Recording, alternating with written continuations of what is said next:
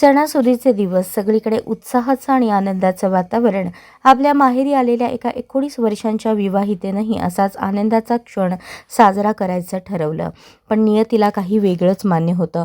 अवघ्या एका वर्षापूर्वी जिच्या हातावर लग्नाची मेहंदी रंगली, त्याच हातातील बांगड्यांचा आवाज एका क्षणात शांत झाला.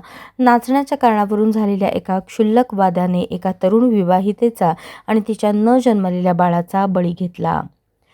सोलापूरच्या अलकुंटे चौक परिसरातील सोनी गणेश रामपुरे वय 19 हिचे वर्षभरापूर्वीच लग्न होऊन ती मोदी परिसरात सासरी गेली होती.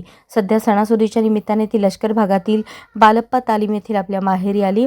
रविवारी सायंकाळी घरासमोर साऊंड लागला. संगीताचा ठेका धरत सोनी आनंदाने नाचत होती. ती गर्भवती असल्याने तिच्या मनात अनेक स्वप्न होती. लवकरच तिच्या आयुष्यात एका नव्या पाहुण्याचं आगमन होणार होतं. नाचत असताना तिथल्या बापू सुरेश आरगोळे याच्याशी तिचा काही कारणावरून वाद झाला. हा वाद इतका विकोपाला गेला की संशयित आरोपीने रागाच्या भरात समोर एक गर्भवती स्त्री आहे याचेही भान ठेवले नाही. आरोपीने सोनीचं तोंड आणि गळा दाबून तिला जोरात ढकलून दिले. त्या धक्क्याने ती जमिनीवर कोसळली. ती पुन्हा कधी उठलीच नाही. सोनी जमिनीवर कोसळताच तिची बहीण लक्ष्मी यांनी तिला तातडीने सोलापुरातील छत्रपती शिवाजी महाराज सर्वोपचार रुग्णालयात दाखल केले. डॉक्टरांनी तपासणी केली, परंतु तोपर्यंत उशीर झाला होता.